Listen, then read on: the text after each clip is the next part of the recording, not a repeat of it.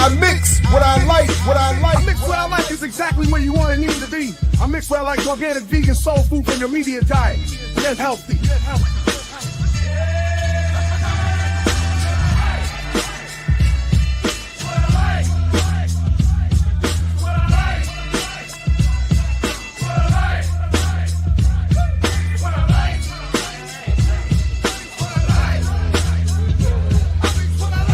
I mix what I like, what I like. We're here on I Mix What I Like. You may check us out on imixwhatilike.org, where you can see all these other shows and what my daddy likes and other cool things. What's up, world? Welcome back to I Mix What I Like right here at I Mix What I Like. Again, I'm Jared Ball. Very happy to be your host. You know what to do. Do all the things to support the channel and this particular video. Welcome to those who are able to make it live, to those who will see and hear this later. Peace and welcome to you as well. Very excited to have another conversation with our next guest, who, since the last time we spoke, has had a lot going on, including publishing this new book that I am thoroughly enjoying called The Quiet Coup.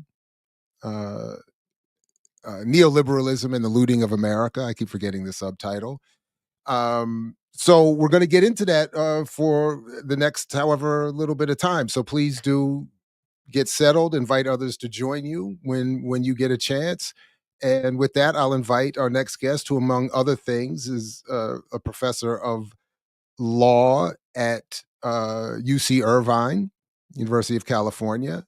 She was previously the Robert Cotton Alston Chair of Corporate Law at the University of Georgia Law School. She writes about banking law, financial inclusion, inequality, and the racial wealth gap. I have talked endlessly about her previous work, at least some of her previous work, that is The Color of Money, Black Banks, and the Racial Wealth Gap, and have had the pleasure of inviting and hosting conversations with her before. And I'm very excited to talk with her about her new book. And of course, I'm talking about Mehrsa Baradaran. And Mehrsa, welcome back. Good to see you again. Thank you for having me back. This is exciting. So before we get to your book, I am very curious, because I spend a lot of my time on the outsides criticizing everything.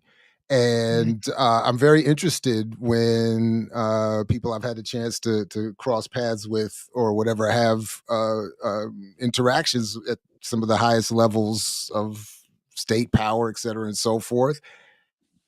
And I had it written down, and I can't find, I think I put it in the wrong notes section, the exact title of the position you were running for in the federal government. But I remember when I saw that happening, I said, wow, this is, so I was curious, could you remind me, what was the position you were up for again? I was nominated. Well, I was nominated, right. And for the Office of the Comptroller of the Currency, which would have been the banking regulator. And I never got to the official nomination, but I was the nominee for about 9 or so months. I got vetted and everything. And I also couldn't believe that they were going to let me do it. Yeah, I mean, there's no way. But I was the nominee for like the Sanders, Warren wing, but we lost. I mean, we lost in the Democratic Party. The people who were pro-reform sort of lost that fight. I kept losing, actually, to the likes of BlackRock and whoever runs Treasury. Oh, and we're gonna come back to them in particular, because you said something that I saw in your book that was a little bit. I think I willfully, unconsciously avoided discovering that you talk about. I want to get to that, but but I did want to ask, so because I, like many others, are probably not very familiar with what that job entails. So if you had, let's say you had gotten that job or that position, what would you have been able to do or try to do, and what would you have liked to try to do? Yeah, I mean, it's a very powerful position. It basically, you're writing the law, or you're interpreting the law, but that's sort of how laws are made these days, is these agency heads get to say, oh, banks can do this or banks can do that. This is how we're interpreting laws like the CRA. It's a very narrow, it's not like I would have gotten to change the culture or anything like that. But for banks and financial firms, I would have gotten to basically write that law and execute it and enforce that law. And Okay. what would I have done? I would have, taken my work, what I've tried to focus on, things like the racial wealth gap, or even just unbanked, like postal banking or things like that. And without having to like go outside of the law, just really make sure that the law as it is on the books was enforced in the way, like across the board. And probably, would have looked at some of these larger banks and some of their practices. I mean, there's just so much you don't know once you get in, but there's a lot of law right now that is just so, it's just made by industry. And I would have been the first, by the way, not just like female to run the place or person of color, but the first non-banker, the first non-millionaire. Like I would have been the first person who had a mortgage on my house in that position. And the reason that came up is during the vetting, they were like, well, you can't, I think Wells Fargo eventually bought my mortgage, and they were like, well, you can't, you have to recuse yourself from all Wells Fargo cases. I'm like, no way, that's like my first target. And I was like, well, how did other previous comptrollers do this? And they're like, they looked in their files and nobody had any debt because they'd come in with millions of dollars, in crypto money or in banking money. So it really would have been a radical change. And the reason, that I didn't get it. And by the way, nobody got it after it was clear that I wasn't going to get the nomination. They never nominated anybody. Nobody got the position. It was just like an acting director at all of the banking agencies. The FDIC got an acting director. At the head of the Treasury for banking regulation got an acting, meaning no one with an agenda, no Senate confirmations. And this is the Democrats we're talking about. So it was really eye-opening, really eye-opening. Yeah. So that means the position is now is a temporary director, and Trump can come in, will come in and put in like a crypto king who was the person he put in last time. This guy, Brian Brooks, was leaving when I would have been coming in. And Brian Brooks was like a big crypto millionaire, sold this crypto to go into the bank. And all he did is give crypto charters, and then went to one of those, Binance, who then the DOJ went after for fraud. And, so it was like it was a perfect revolving door, perfect hustle. Wow. Yeah. Okay. Yeah. Thank you for that. I appreciate that. Yeah. No problem. So as I always say, when I'm starting new books that I haven't gotten to complete, I've read the intro and your conclusion, and then I've started. I skipped to your second chapter on colonialism. Yeah. So there's a lot I still have to learn about what you've done, but what at least I think that allows me to do is get an idea of where authors are going and how they're sort of arranging the broader argument. And I'm fascinated immediately by what you say about neoliberalism and the way you describe it as ideology, and you talk in terms of narrative, and as somewhat interested in media and the development of narrative, I'm fascinated by that. So as a way of segue to talk specifically about this new book, could you talk a little bit about that, and then maybe introduce us all to what it is you're doing here in this new book, The Quiet Coup? Yeah, so let me go kind of big picture here. Neoliberalism follows a line of justifying theories for exploitation. And it is, neoliberalism, if you ask the neoliberals themselves, they would say something like it's a return to classic liberalism, i.e. Adam Smith and Ricardo and these like free market types. And the idea that they would say is like less government, more sort of market control, right? So fewer laws and regulations. But when you look at actually, and this came about in the 50s and 60s with these guys like Milton Friedman and Hayek and these like economists, and became like the governing ideology of the world through the IMF and World Bank and, Reagan, Thatcher, all of that stuff. It's the reason Wall Street went like this and people's bank accounts went like this. I mean, there's a lot of people writing about neoliberalism as an economic theory. I looked at it and saw a different thing.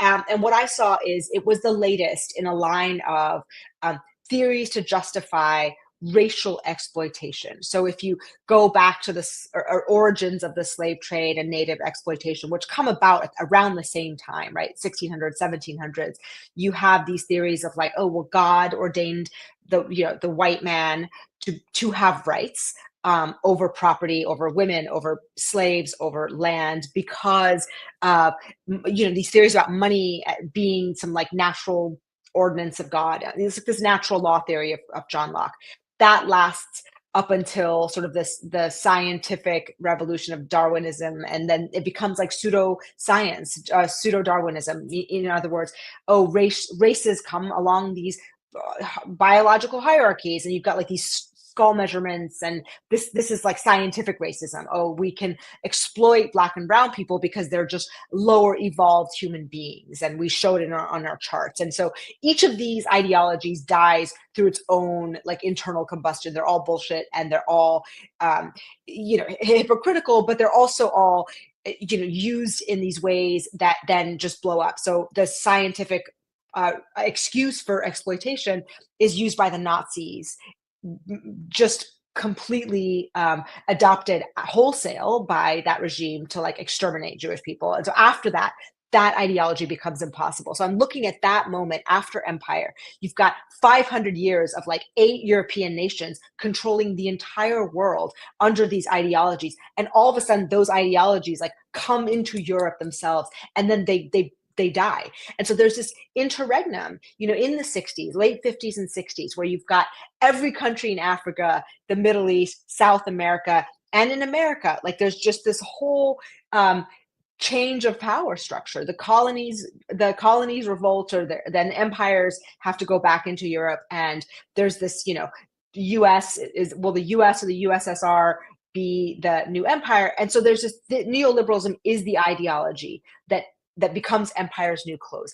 These empires, though they kind of contract as empires, what doesn't happen is their corporate tentacles. So I say, and I think the chapter 2, the one you read, empire lost its alibi, as in like scientific racism, but it didn't lose its motive. And the motive of empire has been colonial extraction. So you still need oil from the Middle East, and copper from Chile, and mining interests in South Africa, and cobalt, wherever you're extracting from, and you don't want to pay for it.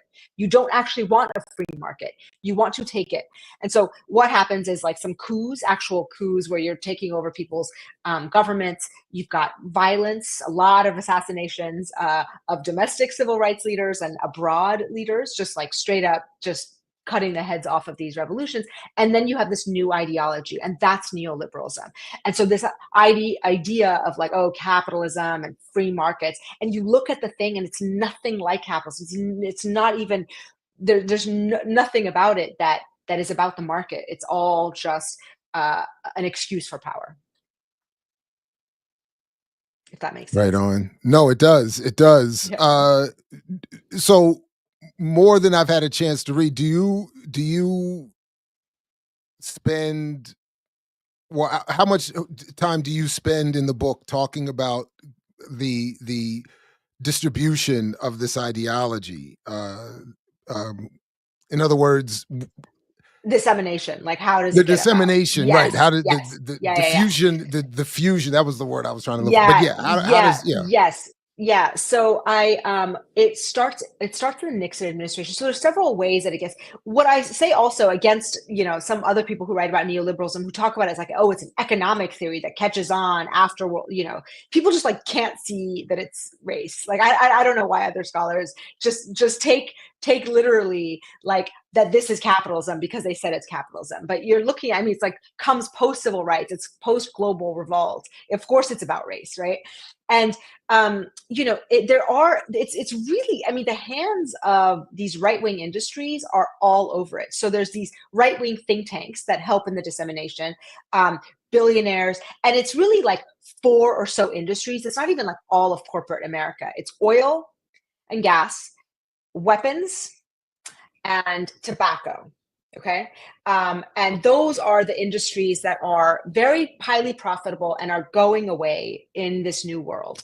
and it's like the military industrial complex / like the environmental stuff that's coming up. So these people like the Koch brothers and all of these like heirs to these fortunes, none of these men who start these think tanks, by the way, are the actual people who started these businesses. These men know nothing about capitalism. They're just like scions of fortunes. They're just heirs who have a lot to lose in this new world, and so they create these right-wing foundations. This is AEI, Heritage Foundation. I mean, there's just like a whole slew of them. And I focus on two of them in the law, the Federalist Society and Law and Economics. One is oil and gas, that's Koch brothers, and Law and Economics is the Olin Foundation, which is a weapons manufacturer, and the CIA's bank. And so what they do is they just basically introduce into the law and into the legal academy these ideas about how to interpret law. They also get their guy, Lewis Powell, who writes this memo, like arming corporate America to go against, these colleges that are going against capitalism, whatever. He gets on the Supreme Court. He's Nixon's pick. And what Lewis Powell does on the Supreme Court is completely overturn like Brown versus Board of Ed and all of these civil rights laws. He gives corporations free speech rights. And I follow these cases. So there's the legal, there's the court angle. So that's Lewis Powell and Federalist Society completely take over the courts. And then there's just the ideology of law and economics and that pervades the regulatory system, which is all the agencies that run the country and all of the courts that interpret laws. And what they convince these courts to do is instead of looking at things like justice, you should be looking at the market. The market is out there. It's like, it becomes like a god. Whereas in the past, you had like science determining that races are this way. And before that, like God giving certain people rights. It now becomes this market that you can't interfere with. I mean, the way they talk about the market, it is like, that's their new deity, right? It's like, oh, if you interfere with it, bad things will happen. Like, we can't tell you why, we don't know why, but if you give Black people money, like, everyone's going to suffer something, like, it's just, it's like hocus pocus and magic. Literally, Ronald Reagan talks like, trust the magic of the market, right? What is the market though? It is these laws that are creating things like capital, things like money. It's the banking agencies who get to say how banks can make money. What is the market beyond what banks do, right? And when you understand what banks do, you realize that it's laws all the way down. There's no out there market. That's kind of part of the thing. There's no invisible hand out there. It's just you create a law that says, this is capital and this is, corporation can do this or that. That's the market, right? And so they just invade the law and they create these systems of extraction. And then the other thing that happens during this time is that they remove money and corporations outside of state power. First, slowly through these cases where you're giving corporations free speech rights, and then just through these loopholes where you're taxing offshore. All the corporations are offshore. No nation now controls these corporations. So that's kind of where empire goes, is outside of the nation state. You first do it to other people's countries, but just as the Nazis were like colonialism coming back home, it's like when you start doing coups to other people's countries, it comes back here. It's like the law of like international karma. You go and you knock off the heads of other people's nations to put in a corporate power, and that's what's happened to America, right? So that's kind of what I follow. No, yeah. So I'm struggling to write just a book chapter, and a lot of what I'm looking at is this question of how Black capitalism is an ideology. Has been spread. Yeah. And one of the things that I looked at, or that I'm learning, a couple that seems to dovetail with what your argument is most recently, is this book. I don't know if you're familiar with it or if you end up even referencing it in yours, but it's called The Big Myth. And it's talking about the post-Second World War corporate takeover to, as they say, recapture America, who had seen government intervention in the economy during the Second World War it worked to be productive, wages, everything was relatively good. And then they wanted to get rid of that and get to what you're talking about. So the other thing that I was thinking of, when you were talking about rule of law, years ago, I read Ugo Matai and Laura Nader's book, Plunder. And it was the first time I had ever seen anyone talk about what the rule of law meant in the context of colonialism. And they talk about it as being this sort of step one to empire, that you have to you establish the legal right to do. So I was fascinated to see that you seem to be sort of picking up the baton from that kind of argument, and saying, that it's a lot about the law. So could you talk about that phrase, the rule of law? Yes. By the way, the Olin, the reference to Olin, when I was at the Africana Center at Cornell, that name is everywhere. Yeah. Olin is huge. Yes.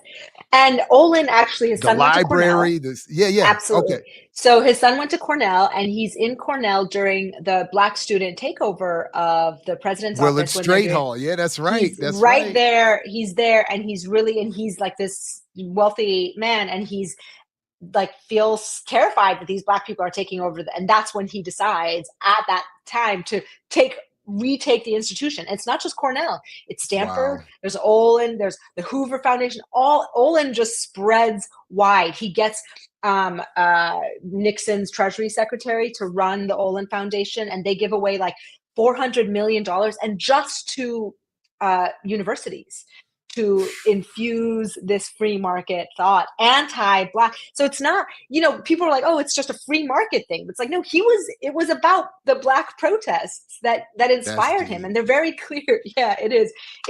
It's amazing when you see, and Black capitalism, like you said, I got, this book follows Color of Money. And in Color of Money, I spent all this time in the Nixon archives looking at these memos from people like Alan Greenspan. I'm like, why is Alan Greenspan writing to Nixon about race? Like, why is he his race advisor? Right. And then, right.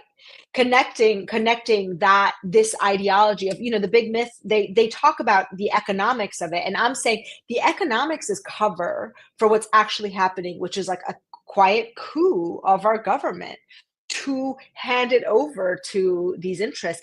And the link with race is this. It's like there are these academics like James Buchanan and Milton Friedman, and they kind of lose their minds after Brown, right? Where you're changing the law that they were used to, and you're including these people into the democracy that they never conceived of as real Americans. And when that happens, instead of sort of fighting it, they do try to fight, obviously. And people like Lewis Powell, who are like the genteel white Richmond Southerners, rather than do like the massive resistance and do the George Wallace, they go underground and they just try to overturn Brown through legal means. And instead of sharing the democracy, instead of sharing the vote, they destroy the democracy. This is not a democracy that we have to share. So there's this taxpayers revolt. This is James Buchanan, who says a government that pays, welfare to Black people essentially is violating my rights. It is akin to slavery for me to have to pay taxes that I do not agree with. So it's fundamentally against democracy. They refuse to be part of a society that has gone in the direction of expanding the franchise. And they're very clear about that. And then, but they couch their arguments in macroeconomic theory. And these men are winning the Nobel Prize in economics for saying, for covering up racism in economics. The Nobel Prize itself, I think you read in chapter 2, I talk about, it's not even a real Nobel Prize. The Bank of Sweden creates it to legitimize economics, macroeconomics, which is not a science, which is like sociology. It's like just divination, and they legitimize it. The chair of my sociology department, who I just met with today, would love to argue with you about that. I'm bringing a clip of this into his office next week. It's different now. I mean, there's microeconomics, it's not that way now, but for the men who were winning the economics Nobel, Hayek and Friedman, these were not hard science guys. These were theory guys. I mean, Milton Friedman makes his name, like his claim to fame, by arguing about school choice. It's a post-Brown. If you read Capitalism and Freedom, it's really about, right? It's about Brown. They came undone. George Stigler, before he becomes head of the Chicago department, writes these op-eds about how maybe Black people don't have jobs because they're inferior to white people, not, and then he goes into wage stagnation and blah blah blah, numbers and macro, but the argument is the core of it is that it's racism. Wow. So you spend some time, and I'm glad to see that you did this, talking about conspiracy theories and what is and is not. Obviously, the conspiracy just requiring two or more people to consciously break a law is one thing. Yeah. But when you start talking about Taylor Green and space lasers and where, so could you take a moment and why did you think it was first necessary to stop and say this stuff is something else? And then what is it that you are saying is happening? Yeah. So what's happening now is, I think a lot of people, and I say this in the book, look, justice or injustice or unfairness is a shared feeling. It's not this like balance. You've got a lot of lawyers being like, well, this is just the justice system. But I think a lot of people can understand that something is messed up, like something smells fishy in the economy.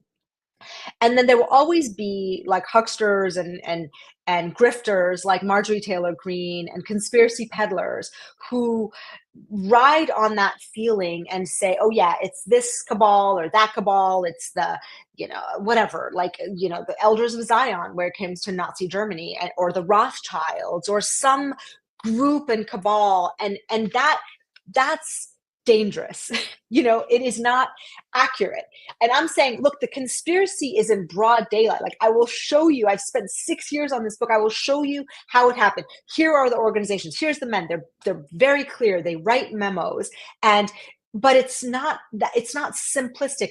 And I understand, though, that not everyone has the privilege of being an academic and taking 6 years to try to piece together how the system went awry. And when Marjorie Taylor Greene says the Rothschilds shot like space lasers to start this fire, someone's like, oh yeah, I knew something was fishy about that fire, and that makes sense, or something. They don't know that she's going deep into like Nazi propaganda to resurface some bullshit from like the 19th century to make her claim. And she doesn't know. She's a grifter, and that's what happened in Nazi Germany too. Is I try to connect that, is that the Germans got screwed after World War I by the British and the French and the Americans, who forced hundreds of billions of dollars of debt that they could not pay. They basically suffocated their economy. So Germans are struggling for decades, right? Hitler comes to power in 1919. He doesn't take over until 1933. And what I see in that story, and I saw it in my home country, I end the book talking about Iran's also the corruption of empire leading to these strong men that have solutions, and their solutions involve some conspiracy theory, and other some minority. We're going to deport those guys, we're going to kill those guys, and it's going to solve your problem. And that's a one-way ratchet, because the problem isn't that, right? There's no amount of people that you can kill to solve this problem. There's no amount of people that you can harm or deport that will fix this problem. This problem is endemic. It's in the bones of the thing. And and what I found really fascinating is that Keynes, John Maynard Keynes, the greatest economist of the 19th, 20th century, was at the Treaty of Versailles in 1919 and wrote in Economic Consequences of the Peace essentially this. He says, if you do this to Germany, he's telling the French and the British and the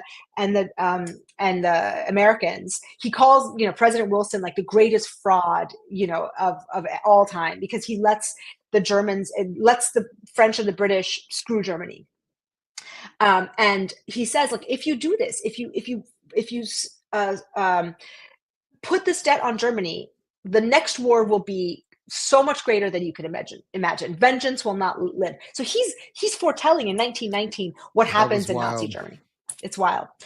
And he sees, and that's why he calls it the economic consequences of peace. So peace, war and peace and economic conditions have a lot to do with one another, right?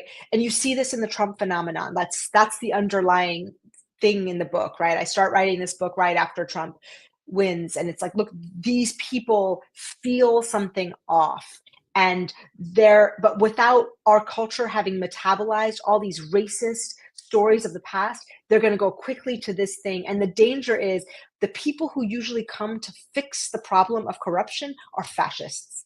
If you look at history, you look at corrupt regimes, and the person who comes is the strong man who says, let me start a gulag and let me kill those people. And it could range. It could be my country, like the Islamo-fascists. It could be the communist fascists, the Nazi fascists, the American fascists. We'll see what that looks like. But that's the way history rhymes. So my book was trying to piece this together to say, look, yes, Marjorie Taylor Greene and these people are doing this, and they're right as to the feeling of it. Like I want to say that me and Marjorie Taylor Greene have the same feeling that something's wrong, but she's doing something different here, and I'm trying to say, but I want to connect that, me and her, in the same way, to say that, like, yes, she's right. Something's wrong, but it's not that. I understand intellectually what you're saying. I do struggle with this idea of connecting with Marjorie Taylor Greene. But you said that I'm uncomfortable with it as well. I got it. Yeah. Well, but the point that I really appreciate, because this comes up in my classrooms constantly, is that you are saying, yeah, as you just said, look, I get there's some problems here, and we all feel these problems, but you looking for a solution in these mythologies is just not it. Yeah. And you point out that she's talking about Jewish space lasers, and Mm-hmm. ignoring the PG&E, policy breaking and scandals with the technology and the equipment and the checking and all. So you lay it out and say, no, the real conspiracy is this collusion of, as I'm putting in words now in your mouth, that this collusion of corporations with the law that allows them to get away with this and find, as you point out repeatedly, these loopholes to slide through. And that would be a much better conspiracy for all of us to be focused on. So I appreciate it. And it's maddening. It's maddening. I mean, it's, PG&E, who caused the fire by not updating their equipment that was like 100 years old. They had already been convicted of manslaughter for 94 counts of killing people on their equipment. These fires aren't natural disasters. They were just like these things that they weren't updating. And they're a monopoly service provider in California. And instead of paying the fines, instead of doing the thing, they pay their shareholders money. They control their regulator, because it's a revolving door. It's PG&E and their regulator are like one body. And then they abuse the bankruptcy court system. They're not the only ones. Purdue Pharma also does this. When they have liabilities, they go through a bankruptcy process. They pick their judge, some White Plains court, and this is also the neoliberal revolution, is that the law works for corporations in a way that is staggering for people. Like, if the law worked like that for people, it would be a totally different game. But they get to wipe away their liabilities, and they can pick their judge, they can pick their jurisdiction, they can pick the law that helps them do this, and just get rid of whatever, and then pay their shareholders. And as soon as they went through bankruptcy, you would think that the market would punish them, but their share prices exploded. And here's the thing: Marjorie Taylor Greene, in that Facebook post, does hint at, there's a little bit of truth in there, right? There always is with these hucksters, right? She's like, yeah, there's this revolving door between the top head of PG&E and the California Commission. And then she talks about the Rothschilds, so she's right that there's this mix of regulators, but then she just jumps the shark, right? But I think people will look at that whole thing and be like, well, that sounds right? That sounds right, that there's corruption. And it is corruption. It's not like just regulatory loopholes. Like the left, I think, does this weird shading of like, oh, they're using loopholes or corporate greed. It's not corporate greed, it's corruption, right? It's the law is applied differently to them. They can pick their law. And just because it's lawful doesn't mean it's a justice system. And that's kind of what I say, is like, they went at the law. And when you make the law, it's like a kangaroo court, right? For corporations, they can do whatever they want. And people feel that at I think a level that people in my world, like the rational people, don't understand. They're like, well, just tell them the facts, like it's misinformation, and we're like, the left is all angry about all this misinformation and all of this whatever, and it's like, no, but you got to honor the feeling. You can't just throw facts at people if you're not acknowledging that what they're feeling is accurate, that this system is rigged, right? It's rigged. Yeah, and I'm glad you used that line. Another phrase you use that I really appreciate is when you were talking about the rise of neoliberalism, is you describe it as counterinsurgency, which I thought Yes. was I've increasingly been appreciating the use of that term because it, to me, It was speaks radical. Yeah.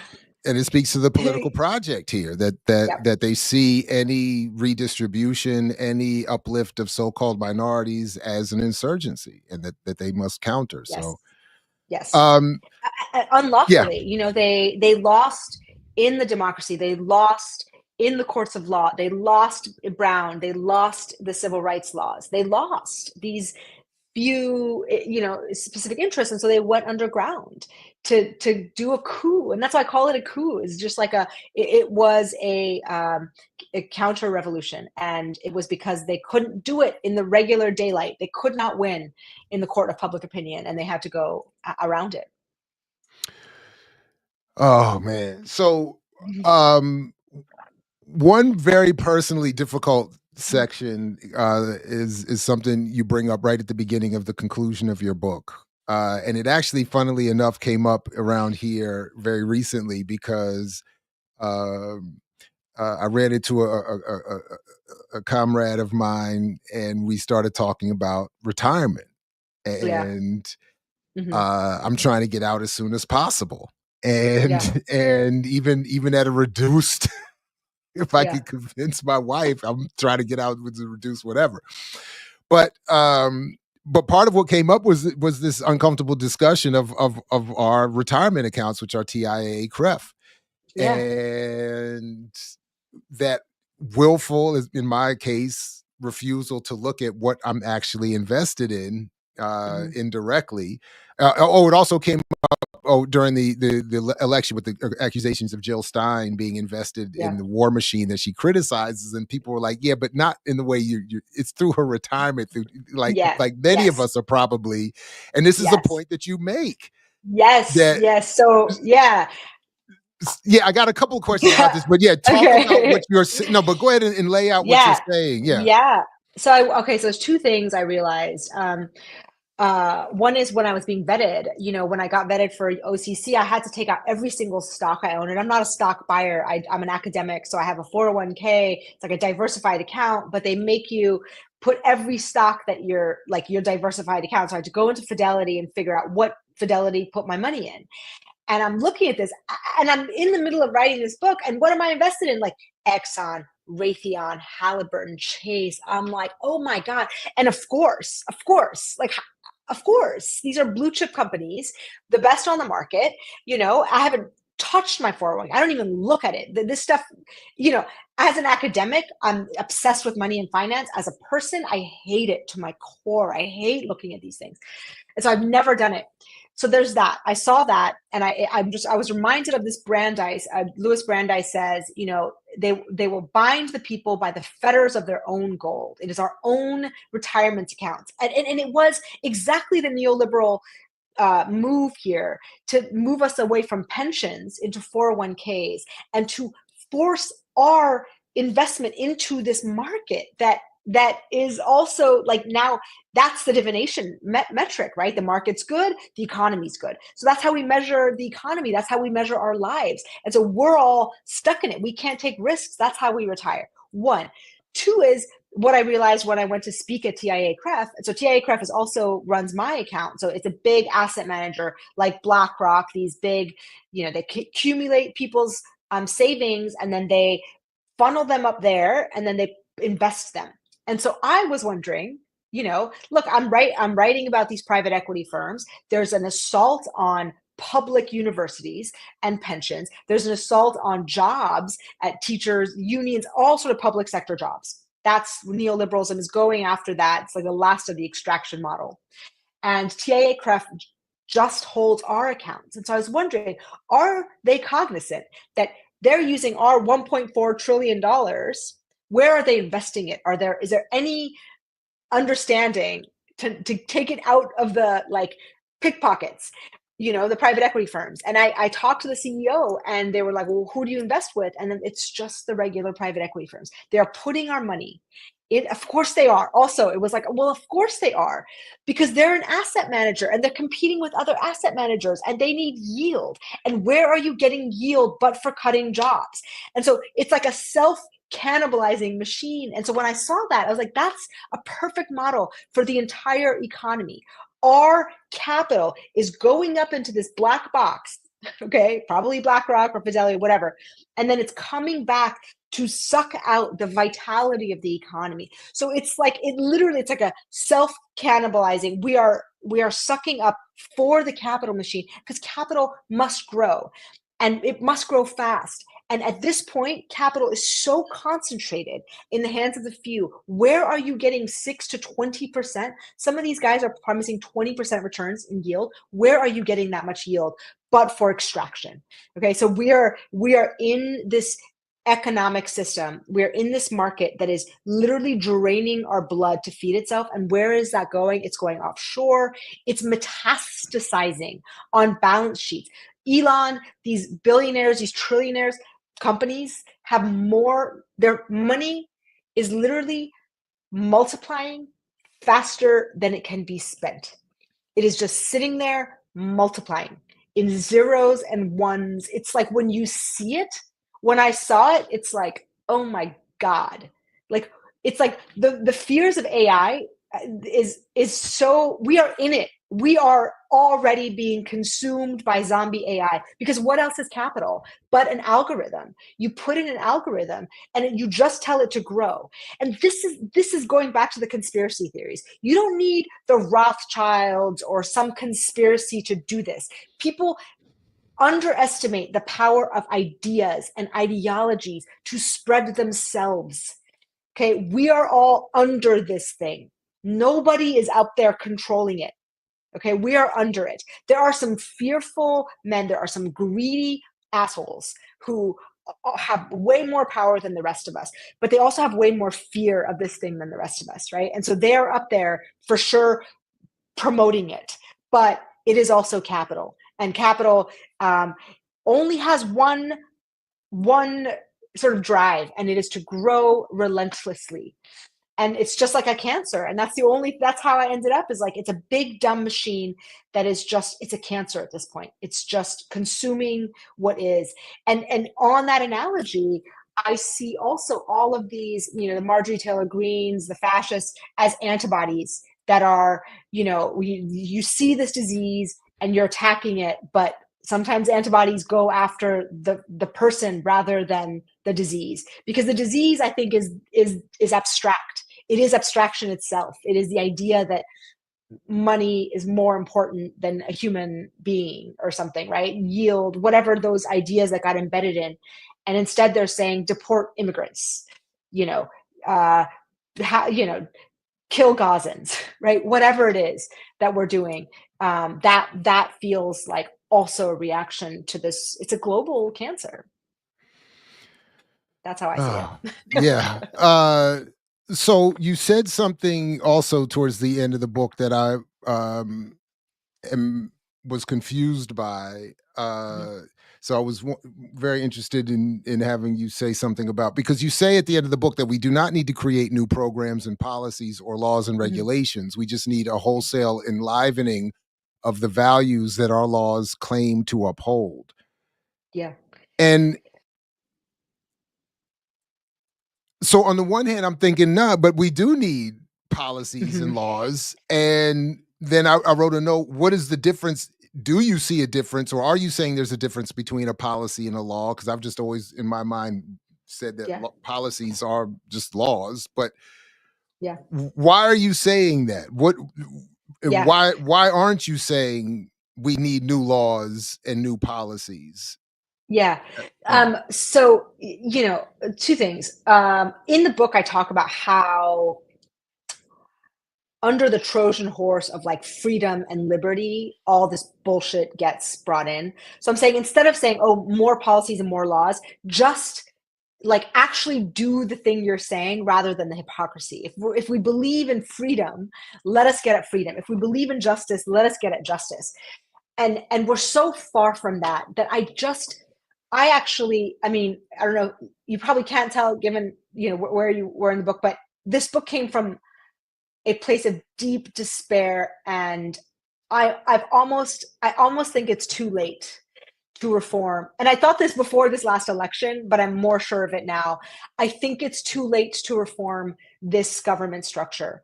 It has been thoroughly corroded from the inside. I do not think there's any policy that could make its way through the House and the Senate and the agencies that could right the damage that we need to right. And also, because this stuff is so deeply embedded into like the free market principles themselves, like it goes so far back.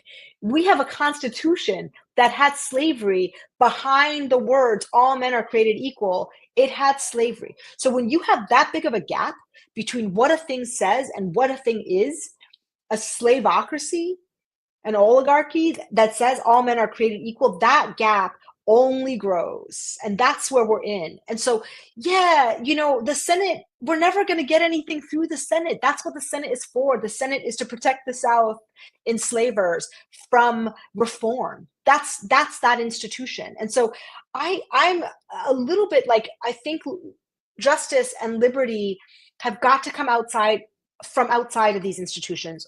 And I don't mean violence. That is an old, outdated system, and I think, you know, there are many ways now to get there without and you know, as King and Gandhi and others understood, we stand no chance. Violence, that machine owns violence. They have so many weapons and such sophisticated, you know, killing machines that we would die if the revolution had to do with violence.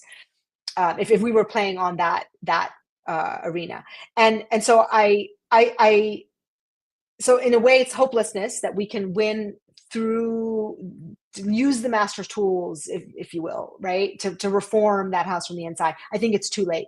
I do believe, though, in the principles of freedom and justice and liberty and free markets, right? I think that when you take the bullshit out of neoliberalism, what the anti-colonial groups, you know, the people that met in Bandung and in Paris, the Black radicals, were saying is, give us freedom, right? And then they took freedom to say market freedom. But freedom means, you know, if you want copper from Chile, if you want diamonds, you have to pay for it. You cannot extract, right? And so that system, I think, never got disrupted, and it just got new names. And it's because everything they said was directly hypocritical that we're stuck in this bind, that we're saying, oh, if that's free markets, then we want something different, I guess. But it's not free markets. What that is two tyrants. It's the state joining with the corporations to tyrannize the rest of us. And the way out is actually, I think, an enlivening of the original things that we were asking for, freedom. So, no, I appreciate that. I mean, I would probably, I struggle with the idea of a free market, and I do want, I admit, I want something more. Well, I want socialism or something more akin to that, as opposed something that organizes these. But you know, yeah. The only other thing that I wanted to raise with you today, because I definitely have to finish reading, and I want there's something that I just was reading too fast, and I don't have enough of a grasp of this part to. But I recently interviewed my former Cornell homegirl Aisha Chibuku, who talked, and one of the things we talked about was her critique of Hannah Arendt in this article specifically called "Of Rebels and Disobedience: Reflections on Arendt, Race, and Lawbreaking."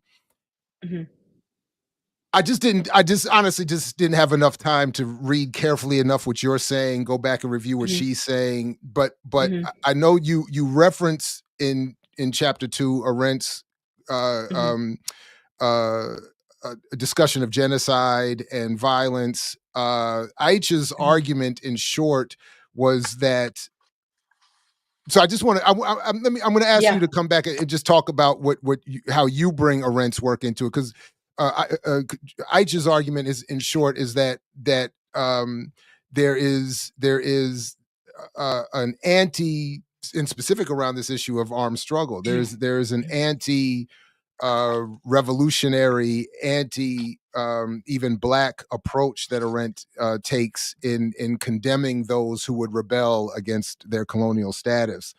And but so I want to read all this more carefully and maybe invite more discussion of it. But what are you saying about Arendt, and how are you deploying her work in yours? Yeah, I'm curious about her arguments as well, and I'm open to critiques. I'll send you. Well, I'll definitely send you her article, and but go ahead. Yeah, I bring Arendt in. I put her in conversation with Fanon and Mehrsa Baradaran on the imperial boomerang, which is Arendt in The Origins of Totalitarianism, which is her study of Nazi Germany. How does totalitarianism, she says, hold sway over so many people? How do you convince these people to become Nazis, right? In this Western nation. And she says it is the practice and ideology of colonialism when you have the British and the Germans justifying a wholesale slaughter through law, justified by violence toward complete domination, of these other countries. That is the origins of totalitarianism. That comes back home. And Mehrsa Baradaran talks about it, the Nazism is not apart from Europe. They were trying to distance themselves, the Allies and the Axis and whatnot. And he's saying Nazism is a symptom of a society sick with colonization.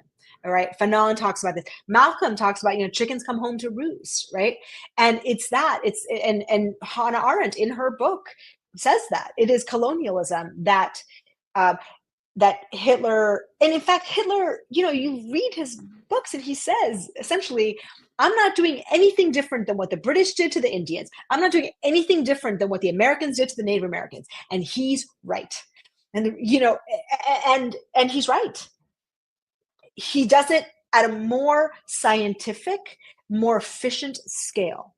They have better technologies of murder, than they had previously, and that they were willing to use out there. And he's willing to use it on white people at home. That's also a difference. All right. But the ideology and the ideas, and in fact, he comes to America, and the Hitler's Nazi codes and Nuremberg codes were based on Jim Crow. Okay. And they're coming in the reservation system. How else do you do the ghettos? It's like, oh, look at American reservations, look at American Jim Crow. Those are the Nuremberg codes. And so we have that's why post World War II, all of the racist, that's why Brown happens, right? Is we can't do Nazi shit. We just beat them in a war. Like, we're the good guys, but their law was based exactly on our law. So you got to change that law quick. Derek Bell talks about this, he said, there's no way you have the civil rights without some interest convergence. Like, the white people need to get out of this system at this point. And I say, look, then they go, but the motive isn't gone. The alibi is gone. The motive to extract without paying, to oppress, to not share in this thing that you call democracy. And that's the other thing. I mean, this enlivening thing that I'm talking about, goes to the Du Bois, the only thing wrong with American democracy is that it's never been tried, right? So that's what I'm saying is, like, let's not try to reform democracy. Let's just try it for the first time. Let us see what this thing would look like. Because you even trace back the word democracy, and it goes to Greece, like these Aristotle. Those were the slaveholders. Those were the original people who justify slavery. And we're going to use their definition of democracy, the people who thought women aren't real human beings, and that you can take slaves. That's where we get our definition of democracy. And that's not it. That's not it. And so you can't hide it. You can't get away from that. So I appreciate that. And so one other couple more things, if you don't mind. One, Maggie, is this is where I think I was struggling as well with that your connection with anti-colonial Black radicals wanting freedom as free markets. I don't know if you meant to say that or meant to make that, but from what I certainly understand, they didn't want just free markets. They wanted freedom, sovereignty, in many cases socialism, in many cases, African nationalism, so on and so forth. Yeah. So yeah. Yes. I'm saying that they co-opted the word freedom to mean free markets. So there is a freedom, there's freedom fighters. You're saying, oh, we want freedoms that involve sovereignty, just self-determination, freedom. And that's when you start to see freedom defined as free markets. Wow. Okay, that's the move. Just like Black capitalism. It's just like Black capitalism. Oh, you want Black businesses, here's Black capitalism. You know, it's like Black power gets twisted up by Nixon. And it's a rhetorical weapon using the struggle's own words.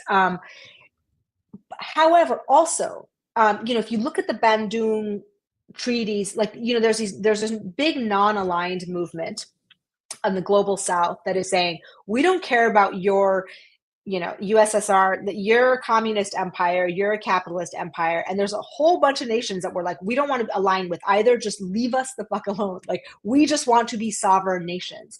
And people like, Mossadegh and, in Iran and, the OPEC nations and other, in Chile, Allende, whether it's socialism, whatever it is, they're saying, you can buy our goods on the market. You just can't have them. Okay, you can buy copper, you can buy, and so this is where the nationalization came in, and Americans would call it socialism, but they were just saying, look, these are our mines, we're going to use them, and we're not going to hand them over to Kendicott Copper or BP Oil, right? BP was like the Iranian oil company. It was a British company that was taking Iranian oil for nothing. And so we get a president who says, no, you can buy our oil on the market, we're going to sell it to you. And they called it nationalization, and they got a coup to get rid of him. So that's what I mean is like a free market would have required these corporations of empire to pay for the things that they were taking for free. And that's what I mean is this thing that they say is capitalism is nothing like, it's just empire under a new name. So free market, it would actually be your freedom to pay a rightful price for the goods and services that you want. Yes. Yeah. Yes. And you cannot have freedom. You cannot have free markets without justice. You cannot do it without reparations. You can't be taking for 500 years. And what they also prevented is countries from putting rings around their economies like America had done, which is to say no foreign trade. Right there, these countries were trying to restrict, like, no foreign country, no corporations. We want to grow our economy. Post having been colonized for hundreds of years, we're trying to grow our own economy, and that also Nixon sort of nixed in the Bretton Woods Agreement that forced foreign capital to enter every nation. And if you said no, you became like Cuba or Iran. You were cut off, or North Korea. Those were the three nations that said no. Or you had violence. If Allende said we were going to take you out, like this was just straight violence to governments. Lumumba. I mean, there's tons of every African nation that dissented got their heads, the head actually murdered. And then they did it in America too. Look at everyone that the FBI and the CIA had to kill in that span of time to have free markets. No, we were just talking about Operation Condor in one of my classes too. Yeah. The entire suppression throughout Latin America of everybody. I mean, so yeah. Yeah. What so as you said before, there's a lot of or a good amount of discussion of neoliberalism out there. Could you say a little bit more about what you think is missing from most of that discussion, or what it is that you focus on, or is it just simply, as you've been describing, the law and its role in all of this, and the ideology of neoliberalism being spread? But what is it, or maybe who are some that you think are getting it right, that are out here discussing it? I'm not, but yeah. Yeah, there are plenty that get it right. I mean, I cite lots of people, Quinn Slobodian, Melinda Cooper are two scholars of neoliberalism that I cite. What I disagree with, for the most part, and oh gosh, Karam. He's a British, anti-colonial writer who writes. I can't remember, but he's in there. Kojo Karam. What my intervention in it is two things. One is that the neoliberalism starts at the same time Black capitalism starts, and it's really motivated by the civil rights movement and the anti-colonial movement, rather than most people talk about, like, oh, it's Keynesianism, it's state spending. And that too, that it's an economic theory, and I'm saying it's in the law that neoliberalism does its work. So I follow all these legal cases and the doctrines that are embedded in the law that create it. So I move the timeline a bit and show neoliberalism, and also that neoliberalism ends up looking a lot like these other ideologies that justified, oppression, all of which were proved false. Like, there's no such thing as a market. It's not capitalism versus socialism, really. I think that dichotomy is stuck in an earlier model. Not Marx's critique of capital, that's valid. But the fact that, we live in a capitalist system, this is not capitalism, nor were the Russians doing communism. We've never had either one, nor is this democracy, right? It's these ideas that we're like, oh, we're just debating theory. But when you look at the thing, it's not, it's just oligarchy, it's corruption, it's oppression, tyranny. No, yeah, absolutely right on. So so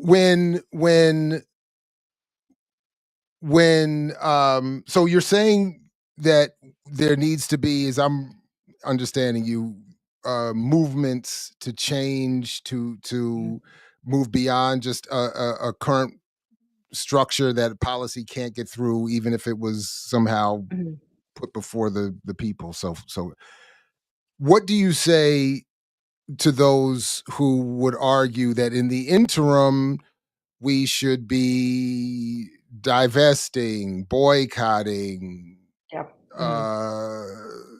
circulating the dollar, whatever, all these other, what do you, or certainly he would argue even worse, that things like financial literacy are our salvation and things like that. What does this book say to that argument? Yeah. If we're talking about divesting writ large, like a nationwide, I mean, I'm all about putting pressure on the system where we can. As you know, I part with ways when we're talking about blaming people for any part of this thing. This thing is not our creation. It's not, we have no fault in this thing. And sure, financial literacy for yourself, if you're talking about that. But whenever I hear people talking to Black people or to brown people or women or whatever, saying, oh, you need to focus on, you're poor because this, and I want to say, you're poor because of that. Okay. Now that how does it get resolved? I think the answer must involve strategies of solidarity. And those should include boycott and divestment and anything like that. I also think that on the individuals under this boot, some people are harder under this boot, and it has to do with their race and class and gender. And we keep telling those people, oh, the boot's pressing you down. It's, grab your bucket and whatever, like, do harder, do more. And I think the way out is actually to get it out of us. I actually feel, into this a lot. I felt into this a lot in this book, is that these ideologies live in us also. They pervade our thoughts and our thinking and our souls in a way that is hard to see. I felt like, oh, this idea that you're only valuable if you're contributing in this, wave toward efficiency, if you're efficient and you're productive, that is something that I would protest as fascism if I saw it on a political banner, but that I apply to my life somehow, So I think that there was a lot of resonance in what I was uncovering and some of the obsessions that I have. And I say in the end of the book, like, I think I was doing some research here, because, going after these things. And for me, for me, having been born in one of these countries that was the first to try to buck the system of neoliberalism and the first to have a right-wing fascist solution to it, which we're still living in 45 years later, or however old I am. I was born the year of that revolution, and we're still under that gun, you know? All right, so I got one more question from you from one of my erstwhile producers out here. Last question. When speaking with the Harvard Law students, you discussed the specific cases and arguments that create the legal precedent for laws lacking a moral foundation. Mm-hmm. This is we're talking now to a leftist activist audience. What are the activist moments where we won against the neoliberal coup in the past? Are there activist moments that you've come across where there's been some? Yeah, that's a good question. I hesitate to say the word victory, but yeah. Yeah, I think we're winning. So Baldwin, I start the book and I end, I think, with Baldwin's quote about, he says, time rends all doctrines. I'm doing it wrong, but time crushes all kingdoms, it rends all doctrines and proves them to be untrue. Time gets its teeth into the foundations of these structures and gets them away. And I think the thing that is a hopeful thing is that they keep having to come up with new theories and new ideologies because people keep seeing through it. People keep bringing these systems down. And we are winning if we're looking at it writ large, like the way that Americans are talking about Gaza. As a Middle Easterner who's been living in this country for a long time, the conversations around the Middle East and Gaza that are happening right now, I never thought I would live to see the day where you have people really bringing in context and really understanding what has been happening there forever. Same, I think, with George Floyd and these conversations, slavery. I think you are seeing the culture, like the antibodies. You are seeing, if you see all of the chaotic responses, all as antibodies to a rot, I think we're winning, and I think we will win. Because while I started this book in despair, and I wrote it in despair as the fascists are at the door, because they're at the door, closer than you might think, I think we will still defeat it. I think we will come out on top. And you may feel skeptical. I do not anymore. I wasn't there with Color of Money. I wasn't there certainly with any of my books. But after seeing the silver lining of everything is broken is anything is possible. And I feel like everything is broken. Even the market is broken because capital is no longer finding yield. That it's not even profitable. This sucking extractive machine is no longer profitable. That's going to explode on its own. The monetary system, the banking system, and it won't be able to be saved, I think, the next time, because it is so on sand. Yeah. But you said that the top 1%, you said, why has the top 1% net worth increased by 21 trillion over the last 10 years while the bottom 50% has lost 900 billion? So you're saying that trend is stagnant or reversing? That is built on a dollar system of empire, and empires crumble, as do monetary systems. Money is a myth like any other. We saw during the financial crisis that this thing, and I spend chapter 9 of this book talking about the financial crisis, which almost destroyed neoliberalism by showing it to be untrue.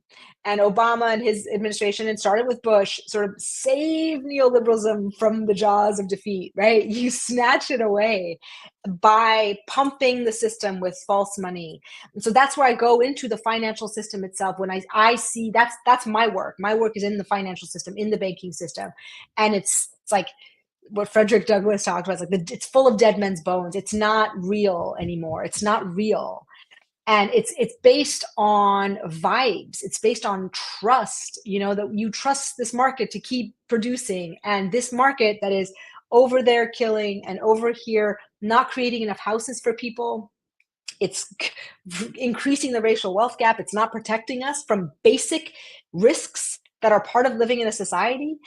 That's not a market that has long left in its life. And that market is new. It's not, these things aren't forever. And it hasn't been forever. It's been very recent. And so I think in the span of history, I think that's what's crumbling. And That's what I see.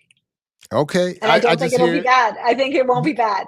It'll be scary and chaotic. All right. Well, yeah. All right. Well, and yes, Mark, I'm with you. Right. Fascism's not at the door. I'm with George Jackson. It's been here for quite a while. Yeah. So yeah, that's but right. I appreciate that's right. that. But yeah. That's right. No, you're right. Mm-hmm. Ooh, yeah. I'll listen. To quote Jihad Abdul Mamit from a previous interview today, we won't free Palestine, but Palestine will free us. Yeah. I'm gonna let that optimism let us ride out. Yes, it will. I guess if you want to call it that. Yeah. Yeah, it will.